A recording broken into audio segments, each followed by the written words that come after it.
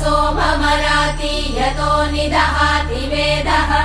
स नः पश्यदति दुर्गाणि विश्वानावेव सिन्धुम् दुरितात्यग्निः तामग्निवर्णाम् तपसा ज्वलन्तीम् भैरोचनीम् कर्मफलेषु जुष्टाम् दुर्गाम् देवीगुम् शरणमहम् प्रपद्ये सुतरसि तरसे नमः अग्ने त्वम् पारयानव्यो अस्मान् स्वस्तिभिरति दुर्गाणि विश्वा